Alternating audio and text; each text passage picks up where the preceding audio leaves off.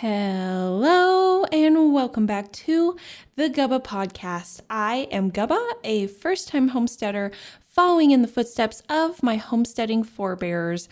On this podcast, I discuss homesteading, prepping, food storage, and everything in between. And today I want to discuss the impending food shortages and how you can get prepared right now. So rumor has it that food shortages will be rolling out soon. I follow a few fellow homesteaders on TikTok, and this one homesteader was showing how the farmers were massively unloading cattle at auctions in Texas due to the weather conditions and how extreme it was. And she tied this into the impending skyrocketing prices of meat, potential meat shortages, and all that sort of stuff. And I follow a few other farmers who are also talking about food shortages because whether the weather is just insane or they can't get the water, there's all these different problems going on right now, right? So I personally take everything with a grain of salt. So maybe a wide-scale shortage never happens, but it never hurts to be prepared, right? There is so much security and comfort in being prepared. You don't really know exactly what to prepare for. You can kind of guess based on your area, but something like this, food shortages, everybody can get prepared. And it would make sense to me that there are food shortages on the horizon because look at all the other shortages we have been dealing with. I believe baby formula was the most recent, huge shortage. That was a big one, right? Feeding babies, that's huge. And so I listened to this podcast that discussed how you can actually make homemade formula from raw milk or homemade meat formula to avoid the shortage and to give your baby optimal nutrients. And I love that kind of thing. I found it really interesting that this other podcast was helping people in the time avoid this shortage. People thought it was the end of the world with the baby formula, but there are so many other options and things that you can do. And it sounds weird, right? Formula with raw milk or meat. But yeah, there used to be baby meat formula, but essentially it was taken off the shelves due to the costs that it took to produce. But I love learning about these lost traditions and knowledge because I feel like they can help us in times of need and things that we are going through. Look at that, a baby formula shortage, but everybody has forgotten what they used to do 200 years ago, and it was the end of the world. Anyway, I feel like we are being surrounded by shortages and they just keep rolling out. What's next? And my advice right now is to stock up on what you eat before one of your favorite items is the next victim to a rolling shortage train. Beating these shortages goes hand in hand with a few things. So food storage, like I already talked about, growing your own food, and buying local, which has become a new favorite of mine.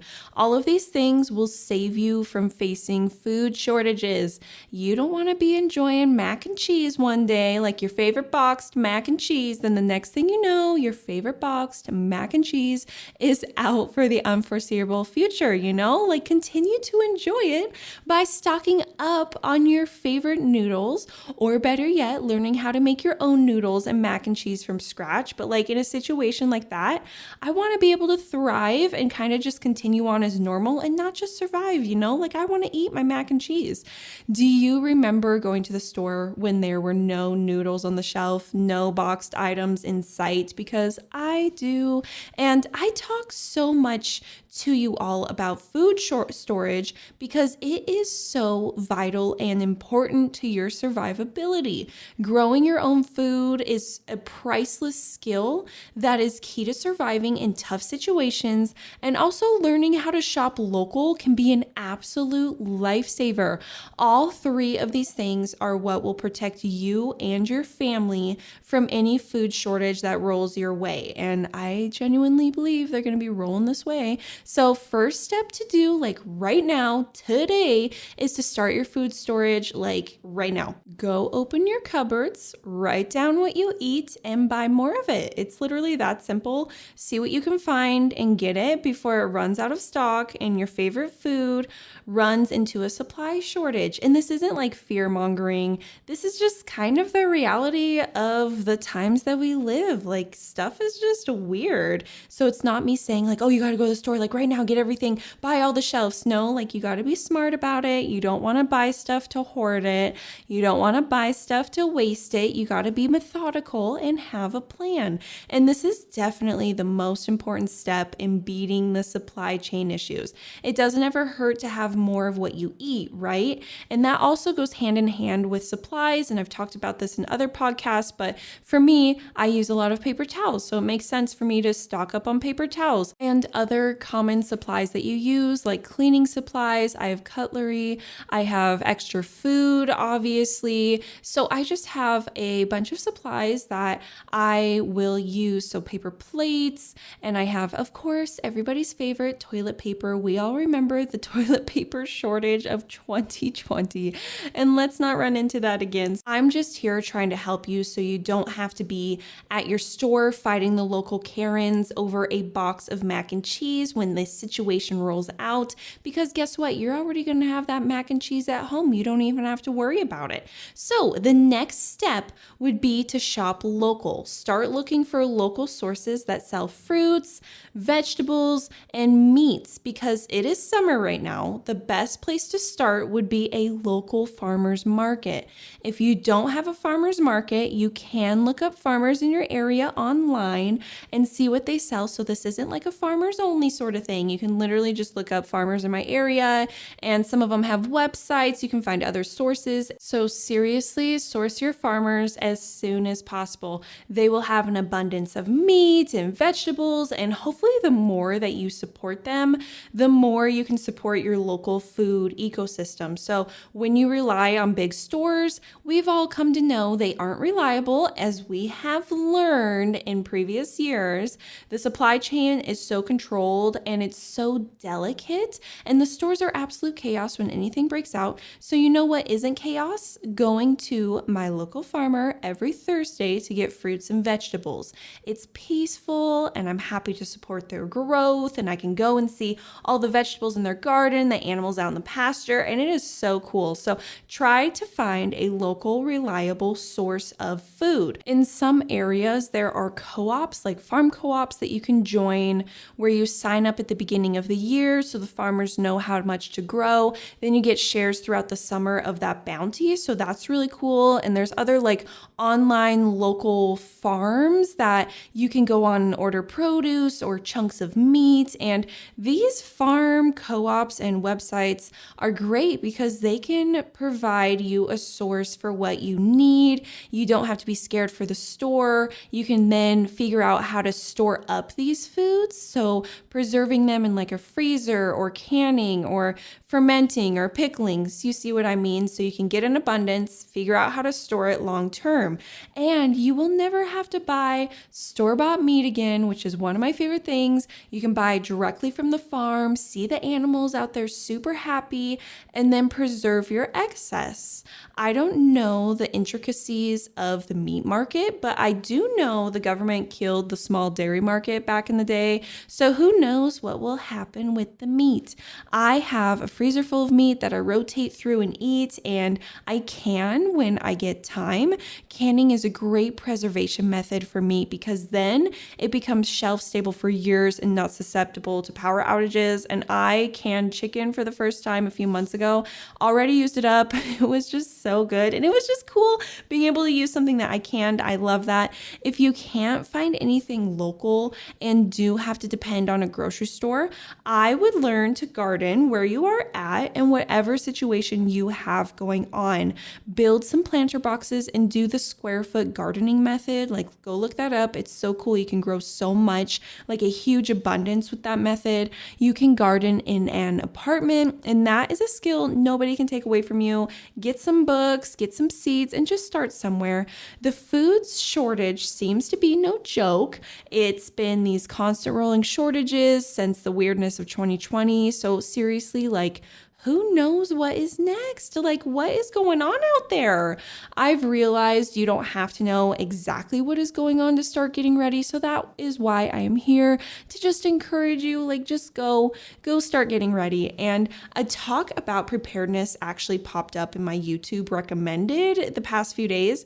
I was like on my phone in the morning. It was early before I went to go milk my cow. And I saw just this talk talking about preparing in the times that we lived. And it was actually given in like the 80s or 90s. And it discussed how people need to get ready for inflation, economy dumps, and turmoil. And they discussed having food storage for a year and learning to grow a garden wherever you are at. Like, I found it inspiring. It was like, wow, they were talking about this in the 80s and 90s. And I found it interesting because they said they went to Europe shortly after World War II and they saw people loading up on trains in the morning with arms full of their possessions to take to the farms in the rural areas to trade for food. So food was a rare commodity and people were trading all of their material worth for it. So think about that. Like, who is to say that couldn't ever happen again? And I'm sure people thought it would never happen then or to them, but it did. Food shortages were a thing, and I know I don't want to be in line somewhere waiting for the government to feed me.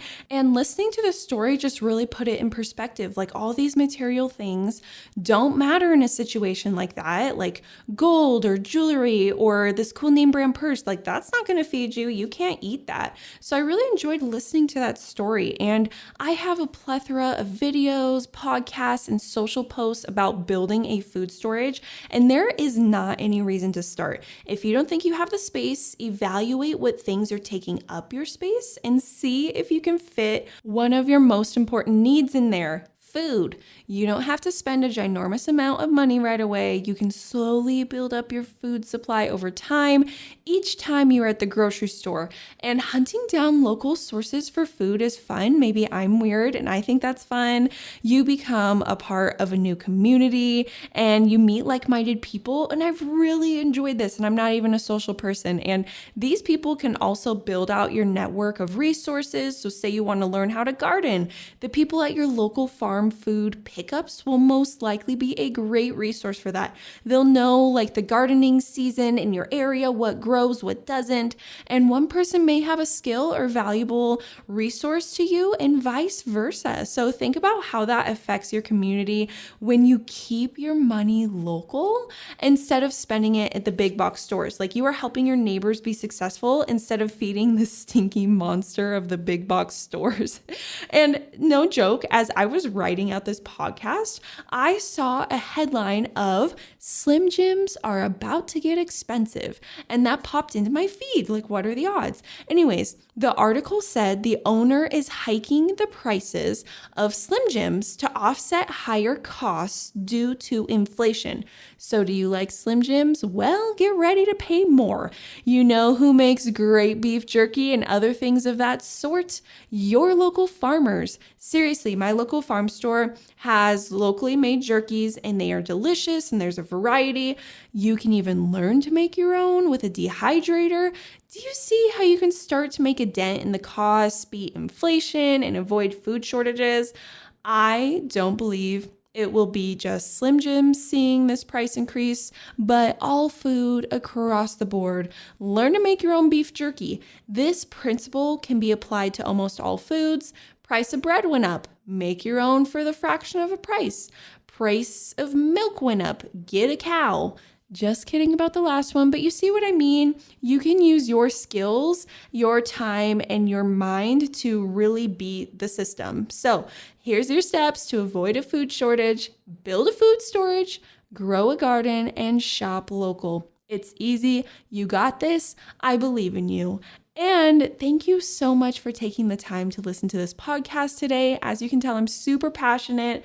I care about you guys, and I just want you guys to have a food storage and experience the comfort and peace that I have. So I hope that you have an amazing day. Don't do anything you wouldn't do, and get out and enjoy some sunshine. Bye.